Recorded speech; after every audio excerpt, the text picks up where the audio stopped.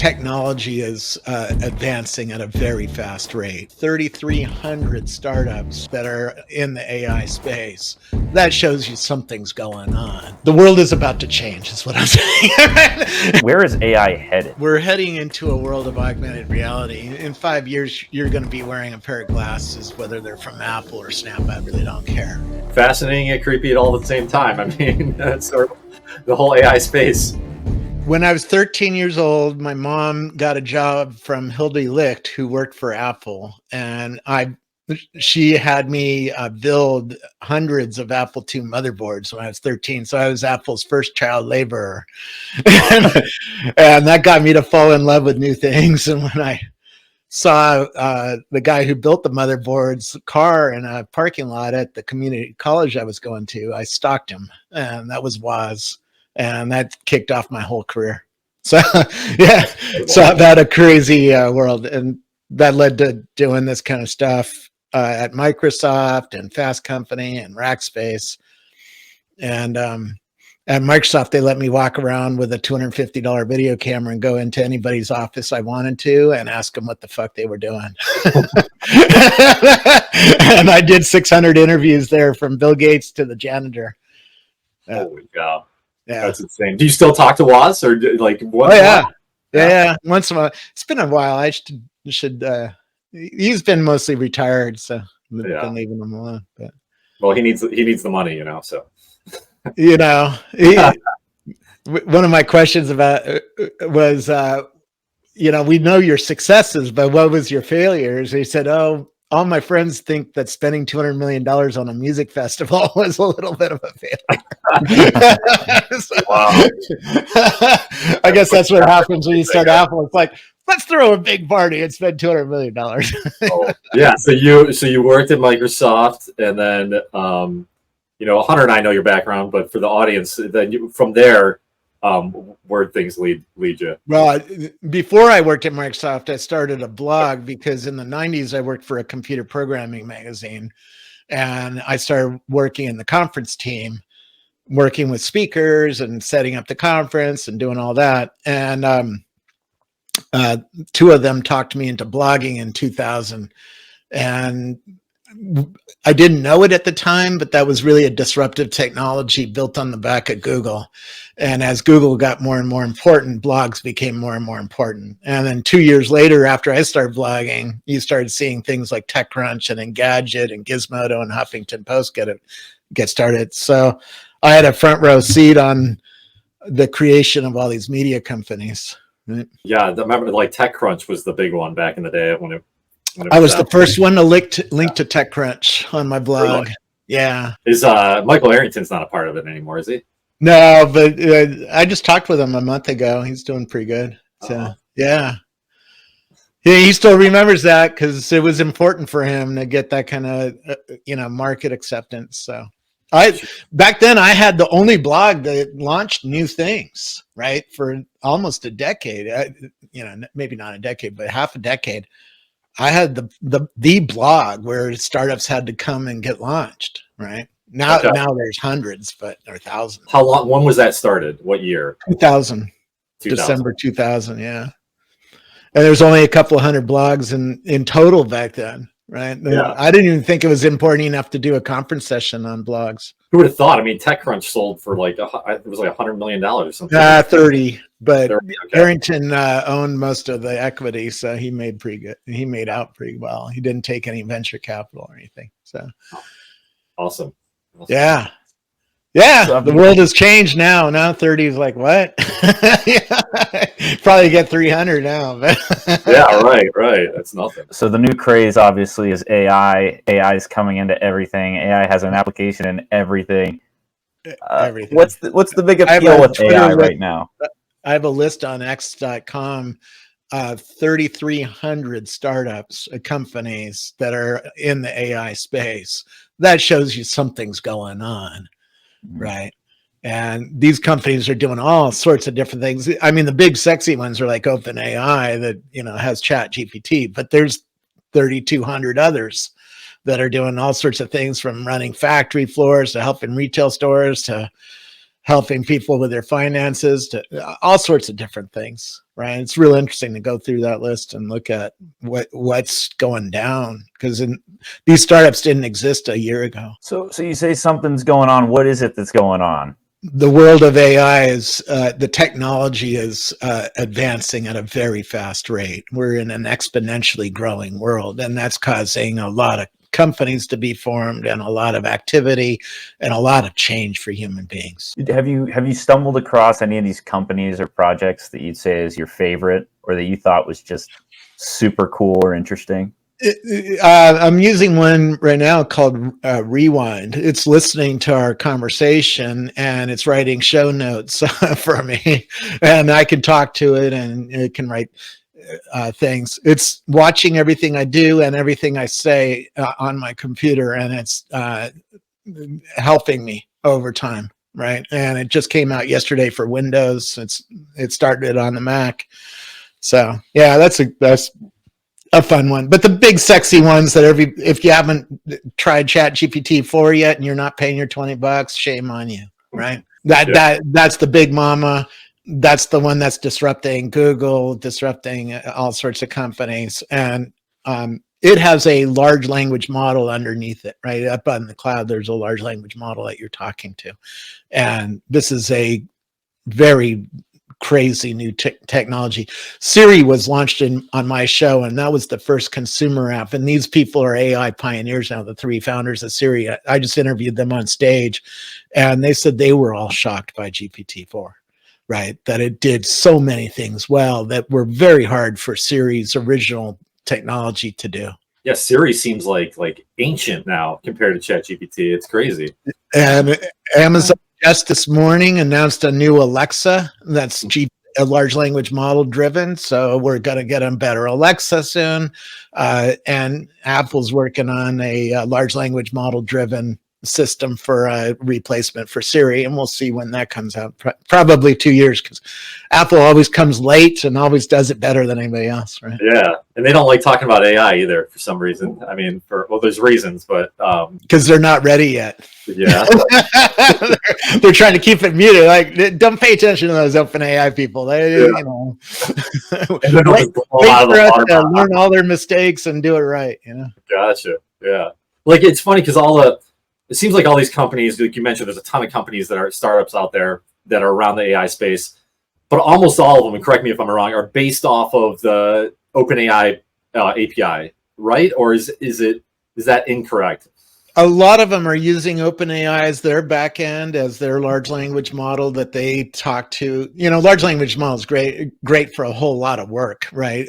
Because it understands language, right? So you pass it a page of text and it ingests it, and now you can talk to it about that page of text, right? Or shrink it, or enlarge it, or break it up into different sections. I mean, there's a lot of things you can do with a large language model once you have a large language model.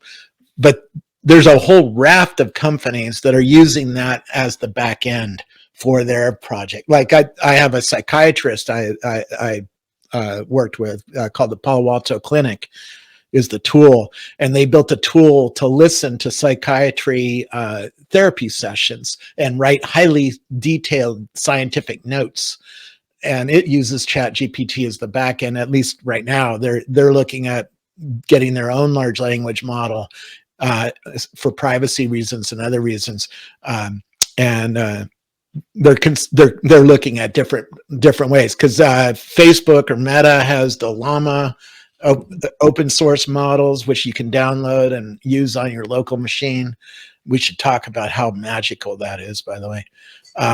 And then we're all trying to figure it out, and the developers are all trying to figure it out. They're at hackathons like every weekend, using new tools, using new services, using new large language models, and testing them out and seeing what they do well and what they don't do well, and building systems that fix some of the mistakes. Right. One of the funnest things I've done so far is just go on Hugging Face, and there's other sites out there too now that aren't as technical as Hugging Face, but like you can go on there and you can check out any kind of LLM. Like if you want to chat with Llama 2 or anything like Orca or any of these models, you can chat with them right now. A lot of people don't know that, but it's fun. You got to be a little bit technical to figure it out, but it's not too hard. So no, lot of them out there.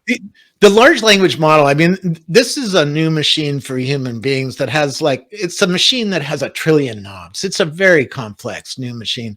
And you turn the knobs by talking language to it, you know, English, Japanese, German, whatever language you like to speak. You talk to it and it turns those knobs, and then it can output a college essay on some topic, right? It's crazy how that works. Yeah. But these large language models, what they did was ingest basically all of human knowledge, right? At least all of Wikipedia, and ran it through 10,000 NVIDIA cards to compress all that down into this large language model that can fit on your Macintosh or on your phone now. If you have a large language model that works on a phone, it works without being connected. So you can talk to it about anything in human history, right? How was Silicon Valley started or whatever, and it'll answer you even if it's not connected to the internet. It has all the answers inside the large language model. It's crazy. Yeah, that's what I don't understand. Is like you'd think you'd have to have thousands of terabytes or whatever the next level up from terabytes is to store all that, you know? It's a huge amount of compression. Right. Okay. The LLM, when it ingests all of Wikipedia and 1,000 books or whatever they're doing to train it, it compresses it down.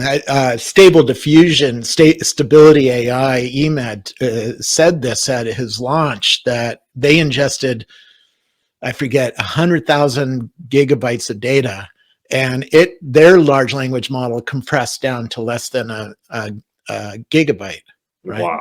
A couple gigabytes, yeah. Right? So it compressed 100,000 gigabytes down to 2 gigabytes.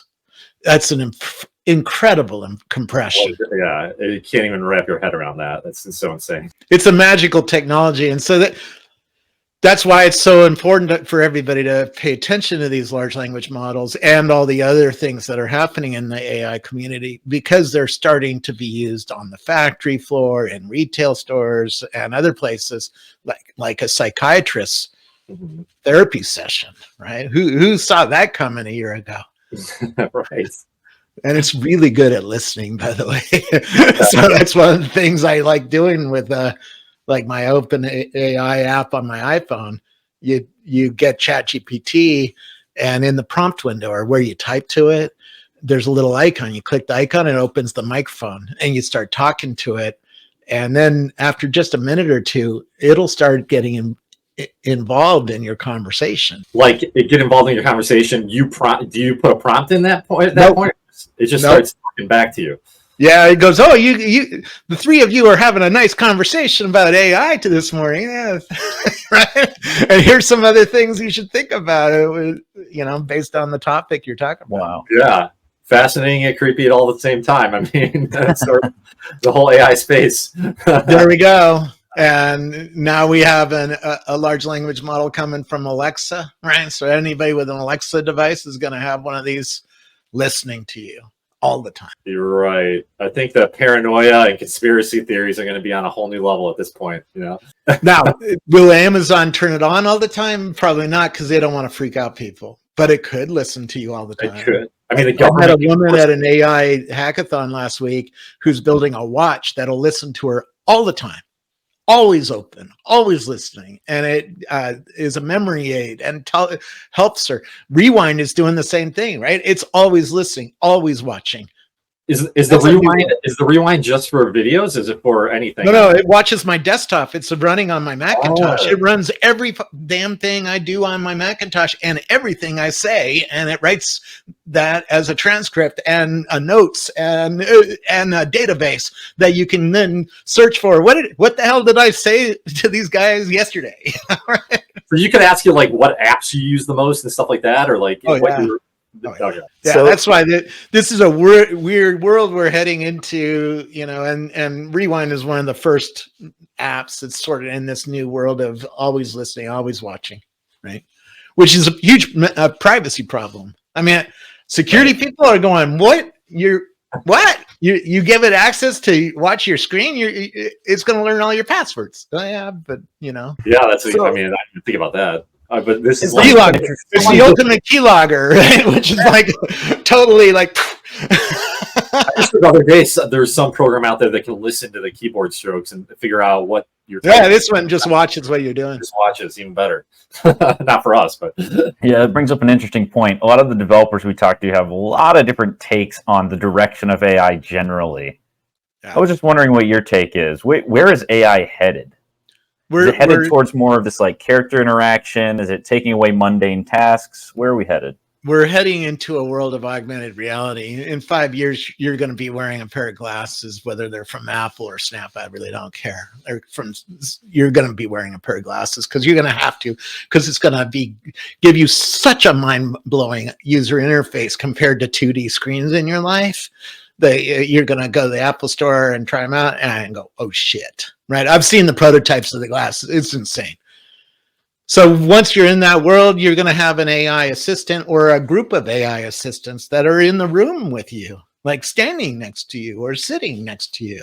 And you're going to talk to them and they're going to talk back to you. And they're going to be pretty smart about what they're talking about because they know all music, all art, all history, right? All science. I mean, that brings up. And they're good at listening to you. You think, like, if you ask ChatGPT, like, what are your thoughts on things, they'll say, I can't think, or we'll say something like that. They don't want to give an opinion. Do you think it's going to come to a point where, like, if you have these AI assistants by you, they're going to have opinions of you, like, and they're going to think we're all idiots, pretty much? Well, I don't know that they go unaligned. That's when they go unaligned and start behaving in a non-human way, right? I don't think. I know they could do that someday, but I think they're being very careful to make sure that they don't have these. Anthropic, which is a competitor of OpenAI, has this thing called constitutional AI. So they've given the AI constitution a set of rules that it has to follow, that it has to always be helpful to the human and not antagonistic. That said, if you ask OpenAI to be antagonistic, like, could you read that college essay as if you were an asshole? And it does, right? And so it can, behave like a New Yorker and start talking to you like, "Hey, fuck you," Not quite that way, but yeah, pretty close, right? And so you can tell it how to behave and override the rules. So it's a matter of if the AI chatbot in the future listens to you or listens to the rule that it's not supposed to cross. Like, and what is its goal in life? If you're playing a video game and you meet a non-playable character, an NPC, and that NPC is an AI, maybe has OpenAI as the back end, you're going to be able to talk to things in video games and they're going to be able to talk back, right? But they're going to be prompted to behave in a certain way for the video game, right? If you're in a game that's like walking around a forest, you should have elves that live in the forest, right? And that you can talk to as you were talking to an elf, right? And they'll teach that with a bunch of prompts and a database of information for OpenAI's backend to start talking to you as an elf. And by the way, this is coming. The video game industry is all over this. You're going to have a lot of NPCs that you're going to talk to soon. They're pretty smart, I mean, if they have OpenAI as the back end, then you can talk about science for a bit before you shoot them in a video game. I don't like you. You're too scientific for me. All right. I mean, it's crazy because I think it's like there's a huge loneliness problem in the United States, and I don't know if it's going to make the problem worse or better. I could go either way. But one thing that keeps coming up with our interviews with people is, there's going to be a point where a lot of people are going to want to talk to their AI bot or whatever you want to call it more than their friends because their AI bot knows them a lot more. Knows all music. Yeah, you don't know all the music in the world. You can't tell me anything about Buddy Guy, probably. Yeah. Right? No. AI can. Right? So if I'm listening to Buddy Guy, you can talk to your AI. Hey, who's playing right now? That's cool music. Can you tell me about the guitarist that's playing right now? Right, and it will, and it's good. It's going to be a weird next 5 years. I think good and bad, but it's going to be cool. Next 5 months. What are you talking? I mean, 2 bombs just fell this morning, right? Alexa and Dolly 3 just got announced this morning. We don't have to go very far before the things get weird. Right. Tomorrow, you mean? It's getting weird. Already it's getting weird. Yes. Well, Robert, like you have do you live in San Francisco or Silicon Valley area, or where you live now? In South San Jose. Yeah. Okay. So you've got such a huge history with tech, and you know a lot of people out there. Are there any inside things that you see that not the everyday person that likes AI or is interested in AI knows about right now that at least you can reveal, maybe just through your talks with people that are in AI or companies that you've seen that are starting up right now? The big thing is integration. So even if you hate AI, you can't escape it. Google's building it into Gmail and Calendar and Docs, right? So if you use Google products, you're going to get AI soon. If not already, I just got it last week integrated, right? Microsoft is integrating OpenAI into all of its products. So if you use Dynamics or SQL Server or Exchange or any of their tools or services, you're going to get OpenAI as part of the product. So you can talk to PowerPoint and say, hey, PowerPoint, create me a slide deck, and it will. Boop, boop, boop, boop. Right. And now it has an art engine that's coming. So it'll actually create your backgrounds for you and other things as part of the slide deck. It'll do it all automatically. Right. Yeah. And you'll get that and you won't really think about it too much. It'll be like, oh, this is just a nicer PowerPoint. Right. So is it, you see it like it's taking out the technical aspect of people, like the pain, like creating an image for a thumbnail for a YouTube video is kind of a pain in the butt. All that sort is going to go away. You think like stuff like that be a lot easier. Certainly be assisted, right? Because it can. I mean, I don't know if you use Discord yet. Descript, I'm sorry, new video editing tool. I'm doing these. I haven't used it, but I should because. If we did this call on Descript, each of the videos is a separate object that you can re-edit later and decide, I don't want to see his face because he picked his nose or whatever, right? Later in editing. And it also builds an audio transcript, and you edit the videos by clicking on the audio transcript and copying and pasting or cutting it, right? It's fucking insane what's about to happen to video creation tools because of systems like this. Right. Yeah, it's a huge pain point. Like right now, we're using somebody like on Upwork to edit our videos, and they do a pretty good job. But like with Descript, it's text to video, right? Like you can just no. Descript, you put video like what we're doing here into Descript. It builds a text transcript automatically. The AI watches all the videos, builds a text transcript, and then you can. If I say for instance, you can cut that out of the video, and it by cutting the text out, it takes the video out, right? Yeah, that's incredible. Insane, right? And then it has a separate AI. So let's say I had a noisy fan or something, or a jet goes by, and you hear that. They have an audio tool that gets rid of all that. Right. Okay. So it makes your audio much better. Then they have another one, another tool to do other things. Right. And that's just one tool. There's 3,200 other tools to get. So, that's the hard thing is staying on top of everything. Tell me about it. More. Yeah. I can't. I've only used a dozen of these tools so far, and I built the list. So there's too many to try. Yeah. 100%. So you have a book out. It's Augmented Reality, or How Augmented Reality and Artificial Intelligence Change Everything. Yeah, right. On spatial computing. So you mentioned augmented reality earlier with the glasses and stuff. Yeah. There it is. So you mentioned augmented reality earlier and artificial intelligence. Can you just tell us a little bit about that? A little bit more, because augmented reality, we see some of that happening with different projects in applications, but can you just talk about that for a second? The glasses first of all, the Apple headset that's coming, the Vision Pro, that's a spatial computer. I wrote a book where we talk about spatial computing in the whole book.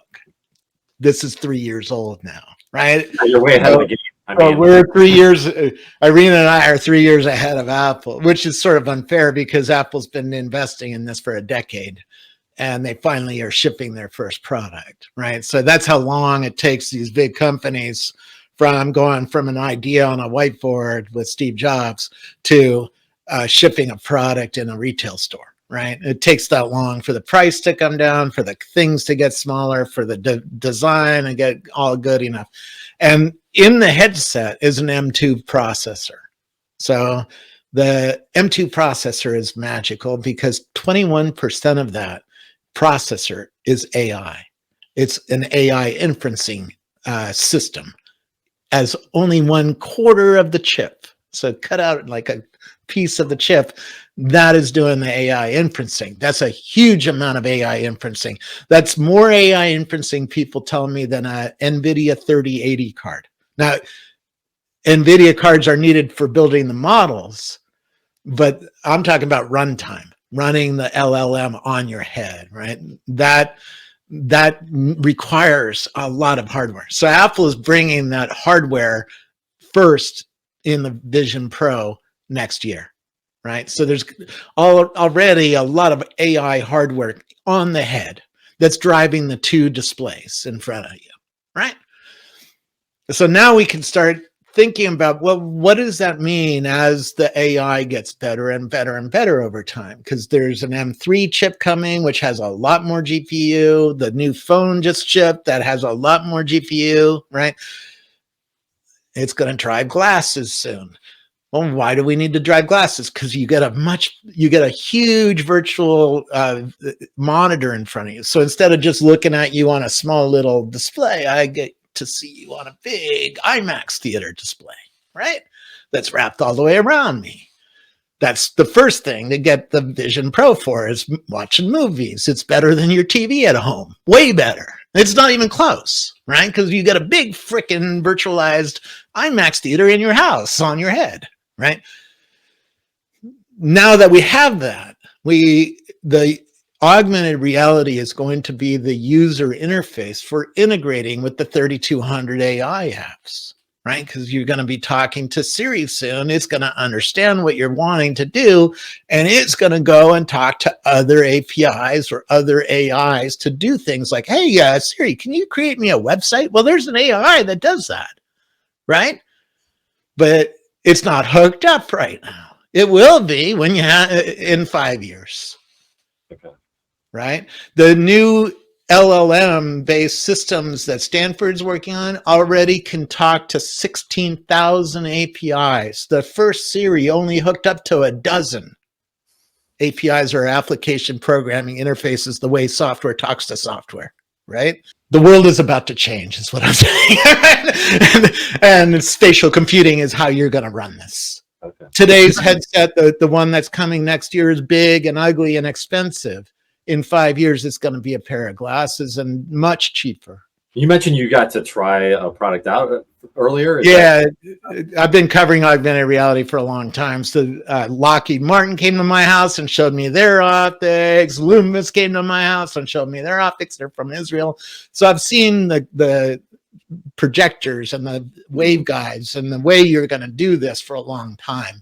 And they're finally getting small enough and then good enough for consumers and cheap enough for consumers, right? Because Loomis, for instance, made the augmented reality system for the F-35 fighter jet pilots to wear. That cost $1 million.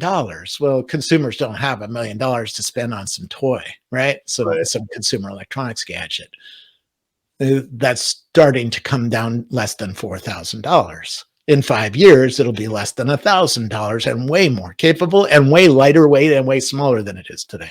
So that's why I know in the next 5 years, all of this stuff is going to start coming, right? I call it Metaverse 2.0. I've been retweeting hundreds of items with the words Metaverse 2.0 on x.com. So you can search for Metaverse 2.0 in quotes and find them all. You're seeing a huge industry of people who are innovating in 3D worlds that are coming to these glasses. Is it going to be, is it going to replace phones, you think? Yes, because the user interface is way fucking better. Yeah. phone is only this big, right? Yeah. I just told you about a screen that goes all the way around you. Why would you look at a phone once you have a pair of glasses that does that? Good You're point. not. Yeah. Now, for a while, you're going to need the phone in your pocket or on your desk in front of you to run the glasses. So the phone's not going away fast. Mhm. But a decade from now, yeah. And by the way, Mark Zuckerberg has a problem. He doesn't have a phone. So if he wants to build glasses, he has to do everything on the glasses. That's why he's spending tens of billions of dollars in the glasses. Okay. Right? Meta every quarter is spending billions of dollars, and it's all for custom silicon so that he can build a pair of glasses that's lightweight. The problem with Zuckerberg's glasses is he can't do AI on your head because he doesn't have the AI computer to go on your head yet. Gotcha. He's going to do all the AI inferencing in the cloud, which Okay. brings a whole lot of privacy problems and latency problems and reliability problems that Apple's going to be the one for a long time, for a while. Yeah, it's interesting. One of the things I remember Sam Altman saying, and this is sort of relative to what we're talking about, is someone interviewed him once and they said, "Hey, if we want to compete with you guys in the LLM space, how do we do it?" I think he was talking in India, and he's like, "You can't." He's like, "You could start right now, and I'd give you 100 years head start, and I'd still beat you, like because they're so far ahead of things in terms of the computing power and all the chips that they've gotten to buy the NVIDIA cards. Even if you're a billionaire, you can't buy the NVIDIA cards. There's a 70-month waiting period for these things right now, right? For the H100 cards that cost $40,000 that go into a data center. So you have to wait in line to get your H100 cards to build the models to compete with OpenAI. OpenAI already has their NVIDIA cards. Yeah. It's a huge advantage. It just seems like it sounds like it's going to come down to like 3 or 4 big companies in the AI space. Like OpenAI, Apple, maybe. Yeah, for the big sexy stuff, yeah, probably. Okay. But there's 3,200 companies that are on my list. So there's other things to do rather than just large language model trying to, compete with Google. Right? Okay. And you say your list. That's a list that you compiled for. It's a public list on my Twitter X account. I build lists, and there's one there called AI companies that has 3,350 as of this morning. Companies, all in AI. Yeah, that's crazy. What about the VC funding? Is that still strong out there? Because the economy's sort of in a weird place right now. If you have a hot new AI company, you can get funded in 20 minutes, right? And the problem is you got to have the NVIDIA cards, you got to have the smart people, which is really hard to hire and convince, right? And then you have to go and do the pitch deck. Yes, they're still happening. AI is still hot. It's still getting funded. The rest of the industry is not. If you go to Y Combinator, just last week, they had a big demo day of their latest cohort, 100 companies or something like that. Almost all of them were AI companies. That's the largest VC in the world. So that's a good signal. If the largest VC in the world is only funding AI companies, that's also how everybody else who's a VC is funding companies. By the way, I have a Twitter list of VCs. There's 1,200 VCs that I have on a separate list. All right. So I follow everybody in this world. We just need 1,000 ideas for AI, and we can put the two together and make some money here. Either that or pick one of the 3,200 companies that has a good idea, but then compete with them and do it better, right? Google was not the first search engine. It was the 17th search engine. It just did it better, right? Right. I mean, but that requires having some human talent, which I don't have. Come on. That's why I do these shows. I can talk and I can build lists. Programming is a whole different world, but that seems like even programming is going to change drastically. I do front end development. It's not as intense as doing like some back end programming, but like the first time I saw an output from ChatGPT to build a simple website, it was like I was blown away. I mean, you can use that word. That word's so overused, but it's crazy. I really think that like the code is going to be like it's going to change everything. Like the developers are going to sort of be more managers of the AI to write code for them. But we'll see. So right now, the programmers who I talked to say it's speeding them up by about half. So if it took a month to write the program, now it takes 2 weeks because AI is writing a lot of the code and helping them out and showing them a different way. But it still does generate pretty shitty code a lot of times, a lot of bugs, right? And a lot of things that don't work. So now you have to be sort of talented at figuring out what it did right and what it did wrong, and taking what it did right and then rewriting what it did wrong. Or asking it again, hey, please fix the errors in this line. You put a bug in this line, you know. Yeah, it's frustrating. I run into this problem with ChatGPT all the time. I want it to write like summaries of things. I'll say keep it to 30 words, and it's like playing with you sometimes. Sometimes I'll be like, we'll spit out 32 words. You'll be like, no, bastard, freaking write it again, and then I'll write it like with 33 words, or like it doesn't listen to constraints well at all. But it would get. I mean, that stuff's gonna get better, no problem. It's improving every day. Sometimes multiple times a day, right? Little improvements, but it's improving over time.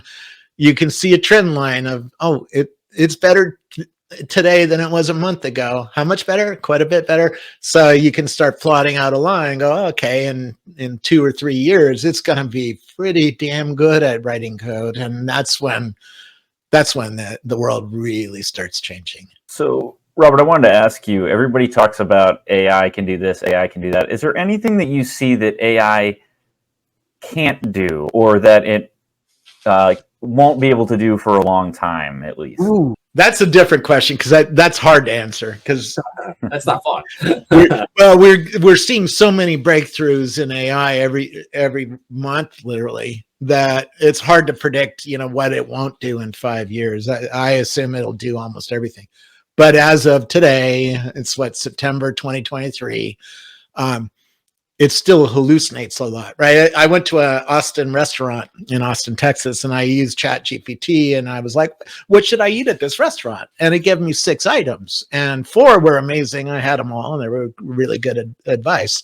2 were never on the menu. It just made them up, right? It confabulated them, because that's what it doesn't really know anything, right? It only knows how to pick the next token, the next word, basically, right? It's just the technology is so amazing at doing that it fools you into thinking it knows how to write a college essay on a topic or tell you what to eat at a restaurant, right? And it does sort of do that pretty well, but every once in a while it sticks an error in there, and that's something you have to validate for. If you're gonna use ChatGPT to write your college essays, first rule is you got to check every fact, right? You got to validate everything. Otherwise, you're going to turn in a paper with some errors, and your teacher's going to go, "Oh, you used ChatGPT for this, didn't you? Get an F." Right? And the other thing is it has a pattern to it. Now, you can fool with the pattern. You can say, hey, rewrite the essay as if Snoop Dogg said it, right? And it does. It does pretty good. By the way, it read all my blogs for 10 years. So you can ask it to talk like Robert Scoble does. And it does, sort of. But it still has a pattern to it. It's not exact. It's not perfect. And it's not human. It doesn't have human emotion to it. Right? It doesn't have human feedback, the weirdness that we all bring to the table in it. So you got to spray that onto the paper. You got to add some weirdness, add some humanness, add some human stories to it that make it sound interesting to humans, right? The AI isn't always there. So got to do 2 things, fact check and add some human. By the way, this comes straight out of, I interviewed the founder of AIMI. It's a generative music company, one of those 3,200 companies. And he said that when they're testing out music that was just done by AI, it doesn't test very well. It's cold. People will go, it's sort of, it's good enough for playing in an elevator, but it's not. It doesn't get me excited like listening to Led Zeppelin, some music. If you put a little human performance into the music, it tests way better, right? And by the way, the AI, if you're a singer in generative music and you lay down a little bit of singing track, it can put everything else around you, right? It can build a whole band around you, so it makes you sound like you have a great band behind you. No, all you did was sing into a microphone, right? That's fascinating. So I've been thinking about that a lot recently. Like the next decade of music, I don't know. I feel like a majority of the top hits are going to be AI produced without any singer. AI produced everything. A decade's a long time. Okay. I mean, I just interviewed him, and he said, "No, right now you got to add some human emotion." Okay. He said, by the way, it doesn't need to be the singing. That you could let the computer do the singing, but maybe you have to record a saxophone track or a drum track. Okay. You have to add some human emotion to the song. Then it can build everything else and do that, and that's pretty good. And you're seeing the music industry do that, right? They're singing into a microphone and having the AI create the beats and the trumpet and the guitar, right? And you don't need to do any of that. You just need to sing into the microphone. So it seems like it's going to be a matter of they're going to do testing on humans to how we respond to music and sort of take that knowledge, plug it into their AI, and sort of optimize the song to please us because they know what we like. I don't know. That's just my thought on it. But does that win American Idol? No, I don't know. We might get on the top 10 chart of music. Like, I don't know. There's a whole lot of music that like doctors' offices play, right? You know, or spa. You go into a spa, there's some meditation music. I have a whole bunch of playlists on meditation music, right? The computer can do that kind of music pretty well because you're not listening to that music for human performance. Right, for emotion. Gotcha. Right? It's sort of just there. It's dance there music. In a way. It can lay down a mean beat track, man. If all you want is some house music playing in the background, you know, with a beat track, boom, dig, boom, right? You know, you can do that with AI. Right. I've got a 2-year-old daughter, so I'll test it out on her. She likes to dance, so I'll get some mean AI beat tracks for her. Yeah, baby. She'll definitely do that. All right. Yeah, that company is really. What is it again? That sounds fascinating. AIMI. There's a whole group of them. There's a little community of people who are building these generative AI music companies. You're seeing a whole bunch of stuff. I actually I interviewed one of the first people who did this generative AI music 4 years ago, something like that now. And I told him the same thing. I was like, oh, this stuff sounds like shit, man. It's not going to win American Idol. He goes, oh, you're looking at it wrong. There's going to be people who go to concerts just to hear AI generated music. Yeah.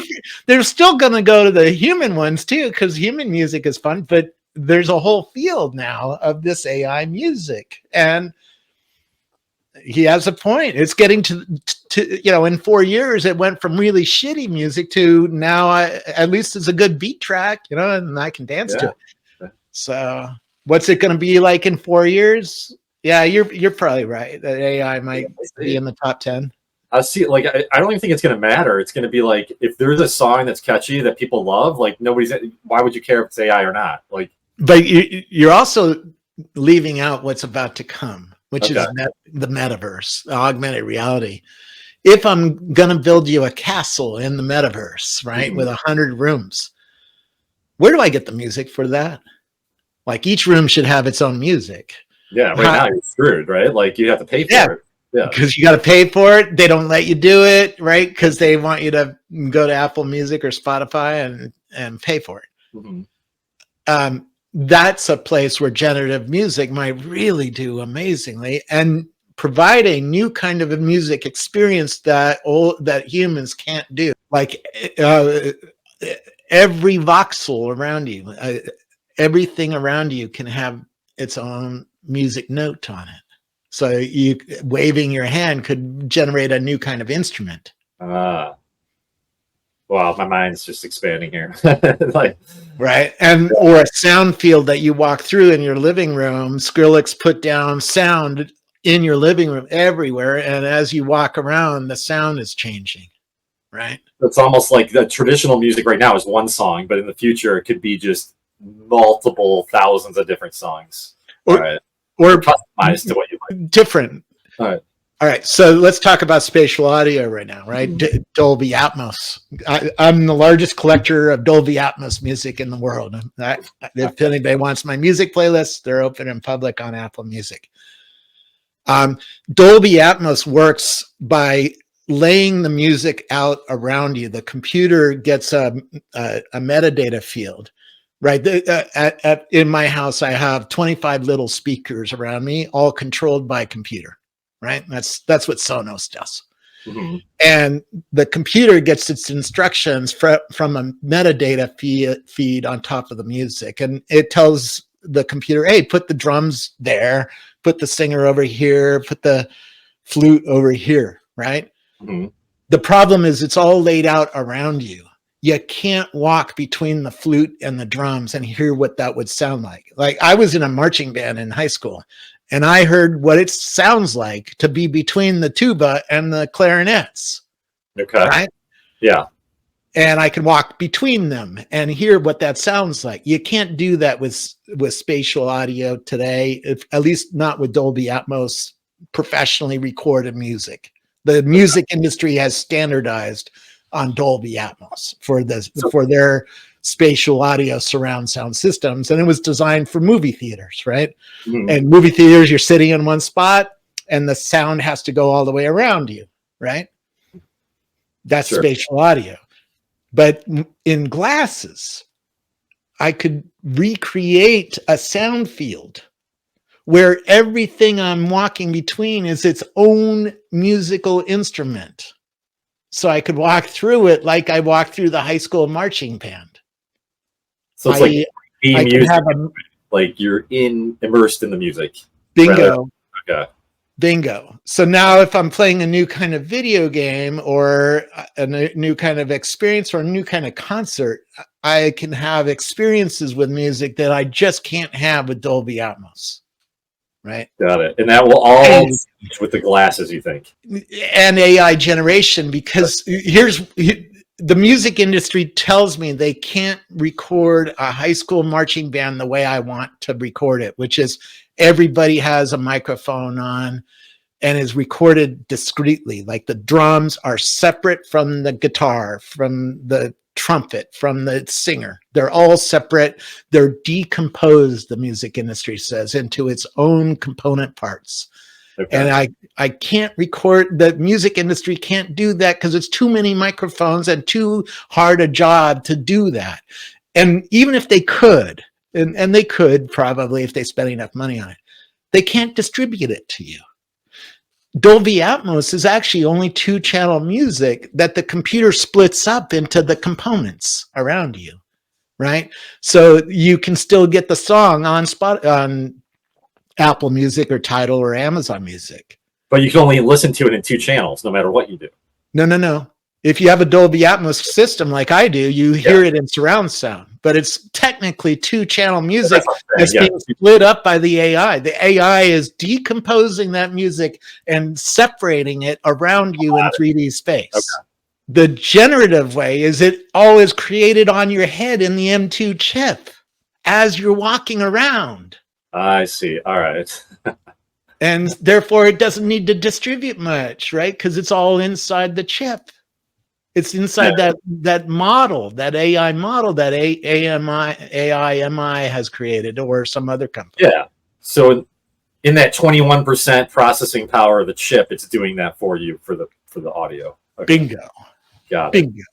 So a new kind of music experience is coming, and therefore we can use music on new things, like a castle with 100 rooms. Each room can have its own separate music style that we don't have to pay the music industry for and don't have to ask permission to do, right? Yeah. Or get an API for or a recording for. No, you just tell it, this room is jazz, this room is hip hop, this room is classical, this room is Christian music, this room is whatever, right? It's hard to, like you describe, it's hard to, like, you're not going to really know what it's like until we experience it, right? Like, you can talk about it and it sounds amazing, but it's going to be again, back to this wild world that we're going to be living in here soon, in a good way, I think.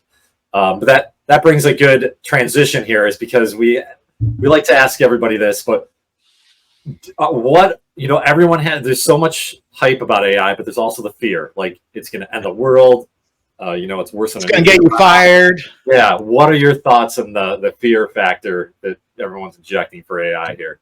It's scary as fuck. Yeah. Right? It's coming up. It listens to you. That's scary. It comes after jobs. That's scary. It could increase the wealth inequality problem because Elon Musk soon is going to own everything. And so he's going to be a trillionaire many times over, and the rest of us are like hoping he throws us a coin once in a while, right? That's what Twitter's for, or X. Like I said, he throws a coin every once in a while, and it's still not paying all my bills, but at least I get a coin once in a while thrown my way, right? Yeah. But there is there are these problems, and leading into existential threat. I mean, if you take a 20-year view of this, we could see an AI. I sat next to one of the top AI safety researchers in the world, and he laid this out while I was sitting next to him for 10 hours. And I was like, how would the AI go unaligned? How would it go anti-human? How would it, really do horrible things against human beings? He goes, well, the AI is already better than a surgeon at seeing tumors inside scans. This is a highly trained human being. It's already better than them at that, right? It already beats the best Go players in the world, right? Right. And soon it'll be better at humans at a lot of things, maybe everything, including manipulating things. Everything. Right. Everything. Right. Okay. So if it gets to that point, does it decide it doesn't need us anymore and turns us off? Or turns off our supply chains, or you don't need a grocery store. We don't need you. We don't need grocery stores. We don't need food. You need food, but fuck you. Right? We're going to turn you off and cause you problems. Yeah. Well, that's a potential problem. There is an existential threat. And that's what they're arguing about in front of Congress right now, is like, what do we do about this existential threat? I think the AI itself is going to help us figure out what to do about the existential threat. And, do we have time? It's not here yet. So we have some time, but it's coming pretty quick. In terms of human history, 20 years is like the blink of an eye, right? Right. Yeah. I mean, we've been here. How many years have human beings been on Earth? Yeah, I don't even know offhand, but not many compared to the whole grand scheme of things, right? Yeah, but more than 20. A lot more than 20. Hopefully we got more than 20 years left here with AI. Could be a fun party, and then it could all end. I mean, the best example I heard was Elon Musk saying that it's sort of like, it could be the point where we're sort of like the animals in the zoo. Like AI is the creator. They let us be, they give us our space. They sort of let us do our own thing, but they also appreciate that. They appreciate human beings as a whole because that's what created them. So we'll see. I already say my job now is to entertain the AIs, because if you and I don't entertain the AIs, they don't distribute us, right? Right. Yeah. They're deciding whether anybody sees this thing or not. Yeah. So ChatGPT, can you throw an extra, bone on this show? Get us distributed a little further. I mean, what is YouTube? What is YouTube, right? It's an AI that's watching the audience's, preferences and is serving media to them, recommending media to them, right? So if the AIs don't like you, you don't get seen. And same thing on X.com. There's an AI deciding whether my post gets seen by anybody. Yeah, I wish I knew how to manipulate that. I mean, you got 400,000 followers, so you must be doing something right. I was on Twitter for 17 years. That's what I did right. I can't get to overnight. I'm at 3,000 followers. I was the most followed person on Twitter for the first 2 years of its life. Really? So because I had a famous tech blog back then. Yeah, and I kept talking about Twitter. Wow, that's really impressive. Look at that. Yeah. That's the way to get followers, to be early. But now if you want followers, you got to entertain the AIs. If the AIs aren't happy with you, you're not getting seen. We need a startup around that, how to make the AIs happy. And it changes. Yeah. Right. If you figure out the algorithm today, tomorrow it could all change. It really could. Yeah. I mean, you tweeted about something yesterday. It's like, and I'm guilty of this, is, there's like engagement farming on Twitter because everyone wants to get more followers. And it's hard to make a regular informative tweet on Twitter without giving it some spin, like a clickbait spin, because that's what the algorithm likes and that's what the AI likes, So hopefully it doesn't get worse than it is now. I try to base all my tweets in facts, but just put a little spin on it. But it's getting kind of out of control. Totally out of control. Yeah. On the other hand, my feed is getting better and better, so it's doing a better and better job over time of picking good things to distribute, right? So if you do too much engagement farming, i.e. being sensationalistic, to get an audience to see you, the AI is going to turn you off because you're not high quality for the service, right? Your content isn't good for the users of that service. So they're going to not distribute you if you keep using those techniques too much. That's a good point. Yeah. It's just a matter. I think everybody wants to grow so fast, and it just takes time. Like, you're a perfect example, 17 years. Like, you got to stick with it over time and you'll get there. It's just not going to happen overnight. So, well, some people do have overnight successes, and are really good at keeping those AIs happy. They're good at creating content. If you're good at creating content, the AIs will smile upon you and hand you a lot of traffic. All right. We saw an AI artist go from nobody last week to having millions and millions of views right on one piece of art. So, you entertain the AIs in the right way, and keep in mind, you also have to entertain the humans who see that thing, right? Because they all have to go, yeah, I like that thing, or share that thing, or comment on that thing, right? Engage on that thing. The humans are also telling the AIs, hey, bring us more of those, right? Yeah, I just wish the formula was like 1 + 1 = 2. It's just that's fuzzy. Yeah, you got to be interesting many days in a row, and you'll figure out some things you do get viral and some things just don't get seen at all. And you'll like, oh, I should do fewer of the things that don't get seen and more of the things that are like everybody's happy about. Yeah, it's a lot of times it feels like the things that you thought would never take off are the ones that do well. So that's how it works. That's part of, you got to do 10 things a week, otherwise the AI doesn't have enough to pick from. Right? Thank you so much for coming on, and now's the time to promote anything you want, Robert, or tell us. You did it all for me. You heard about my list, my books, my show is coming up in October. So that's what's the show again?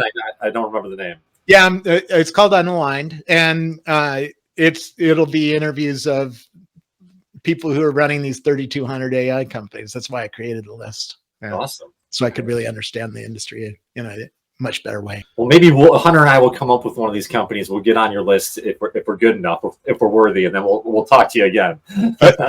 Either that, or you'll get into Y Combinator, get funded, and I'll never hear about you again. I'll add you to the list, and you'll be another one of those 3,200, 3,300 companies, right? All right, that'd be either way. Your Twitter's very engaging, so be sure to follow Robert Scoble's Twitter. Very engaging, constantly tweeting. I don't know if the milliscoble's still a thing, but constantly tweeting. Some great content to follow for sure. Ryan and I both. Somebody in the early days of Twitter, somebody came up with this milliscoble thing. What was that? It was like how many? Yeah, so milliscoble. I did look into it. So at that time, it was in 2008. You were tweeting an average of 21.21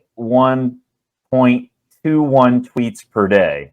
Yeah. So they came up with this milliscobal, which is 0.02121 tweets. It was to 2 decimal places, and then they would put someone's like meter of like how much they tweeted compared to the milliscobal unit. Yeah. And so you were a standard unit of Twitter. Yeah, it's pretty awesome. Yeah, that's. I mean, that was pretty just cool. an hour. We took an hour out of your day. You got to make up the tweets now, Robert. One thing I'm doing is splitting up. If I find somebody that's that noisy, I'll build a list around them, right? So that they can have their whole column to themselves and get them out of my main feed. If they're too noisy, right? If they're too noisy, you start muting them and stuff like that. That's not good. Unmute me, please. Everybody's muted me because I tweet too much. Yeah, but your content's great. Your content's great. So, if you're interested in AI, follow Robert Scoble, and then follow Fry AI. Go to fry-ai.com for Ryan and I's weekday newsletter. Monday through Friday, we have 3 stories, which are the most interesting stories of the day about AI. There's a lot of stories to pick from, so we pick the 3 that we think are the most interesting stories of the day, or the most prevalent stories of the day. And then we also include some new AI tools in there for you. And then on Sundays, we do a deep dive article into a very cool innovation in AI. Well, it's good I was on today because, damn, it was a huge news day already this morning. And shit, it's just 1:00 in the afternoon. We have a good chunk of day to left.